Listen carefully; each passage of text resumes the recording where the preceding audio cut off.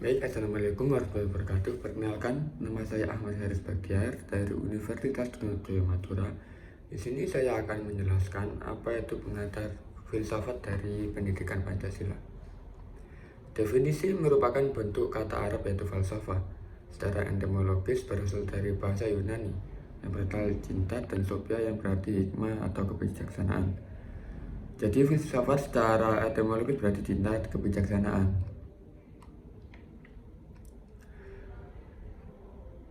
Dari beberapa pernyataan, pengertian filsafat berdasarkan watak dan fungsinya sebagaimana ditemukan Titus, Smith, dan Nolan sebagai berikut.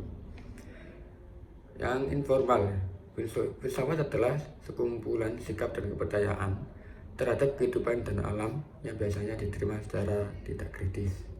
Kalau dari formal, filsafat adalah suatu proses kritik atau pemikiran terhadap kepercayaan dan sikap yang sangat dijunjung tinggi.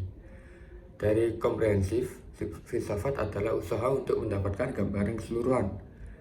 Kalau dari analisis linguistik, filsafat adalah analisa logis dari bahasa serta penjelasan tentang arti, kata, dan konsep.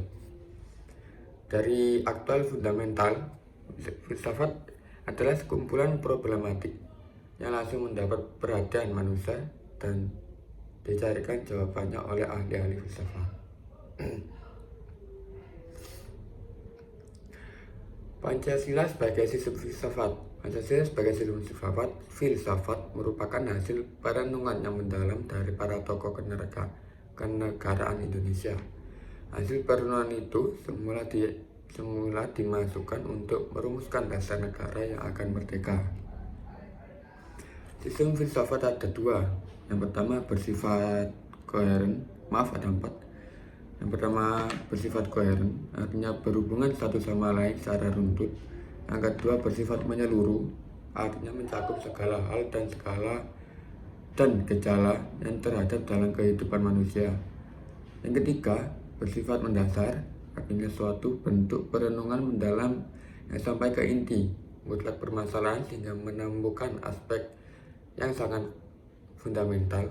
Yang keempat bersifat spekulatif, artinya buah pikir hasil perenungan sebagai peranggapan yang menjadi titik awal yang menjadi pola dasar berdasarkan penalaran logis serta pangkal tolak pemikiran tentang sesuatu. Alasan diperlukannya kajian Pancasila sebagai sistem filsafat adalah satu, filsafat Pancasila sebagai genitivus objektivus. Yang kedua, filsafat sebagai Pancasila genitivus subjektivus. Filsafat Pancasila sebagai genitivus objektivus dan genitivus subjektivus. Genitivus objektivus, nilai-nilai Pancasila dijadikan sebagai objek yang dicari landasan filosofinya. Yang kedua, misalnya Montenegro menganalisis nilai-nilai Pancasila berdasarkan pendekatan substansialis filsafat Aristoteles.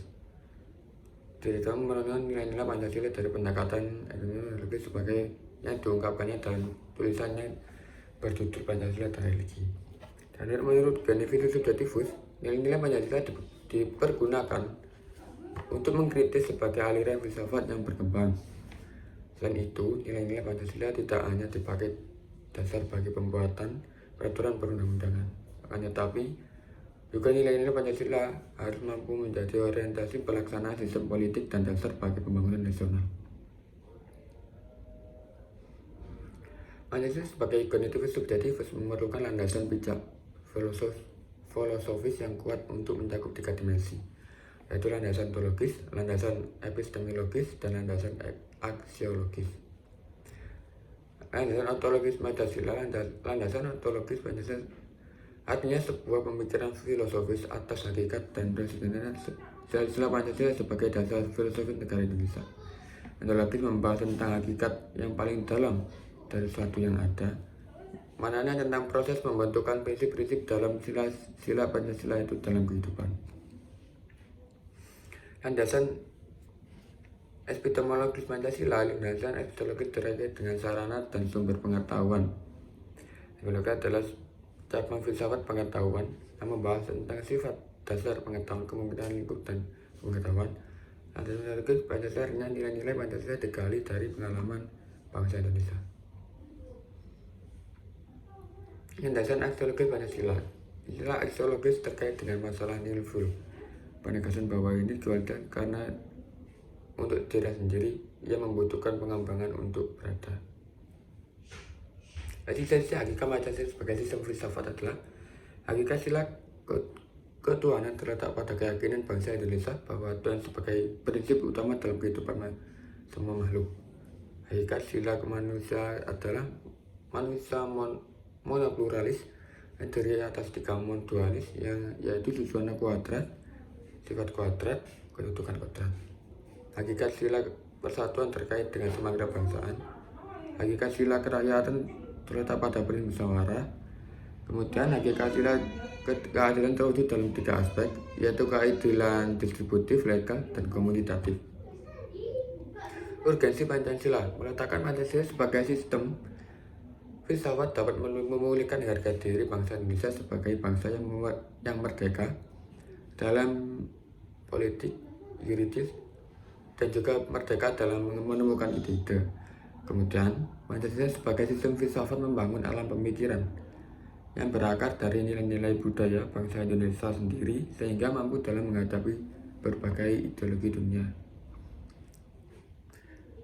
Begitulah penjelasan filsafat dari saya. Mohon maaf apabila ada kesalahan.